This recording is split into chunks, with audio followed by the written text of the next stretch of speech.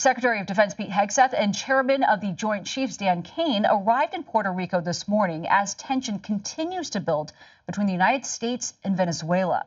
They were welcomed there by Puerto Rico Governor Jennifer Gonzalez, who said in part on X, "We thank President Trump and his administration for recognizing the strategic value Puerto Rico has to the national security of the United States and the fight against drug cartels in our hemisphere, perpetuated by narco dictator Nicolas Maduro." For more on this, I want to bring in John Byrnes. He is the Strategic Director for Concerned Veterans for America after serving more than 22 years in the Marine Corps and the Army National Guard. Thank you very much for joining us.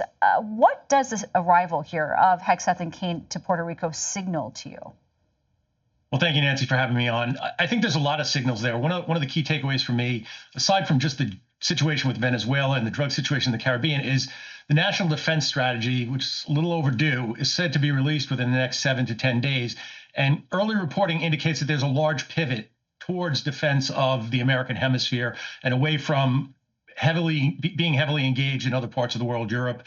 I think there's probably still going to be an emphasis to a degree on the Indo-Pacific, maybe not as much as we thought. But this is the key role that our Department of Defense, Department of War should be playing. Our primary interest is securing our hemisphere and our homeland.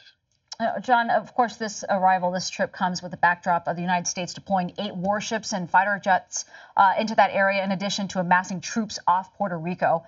If this is a war on drugs, what kind of guardrails, if any, exist for the president to send troops into Venezuela? Well, the president has said that he doesn't want to, or he's not considering this a regime change mission, which I think was very, very encouraging. Obviously, unless there's a compelling reason of immediate national defense, the president really should be seeking congressional approval for any kind of use of military force that's aggressive and not immediately necessary to stop that imminent threat. So our hope is that if we are going to deploy troops beyond, say, the Puerto Rican territory, that there really should be some congressional participation in this, and that Congress should weigh in, and they should do it as soon as they have the opportunity to. All right, John Byrnes, thanks so much for joining us. Thanks for having me on.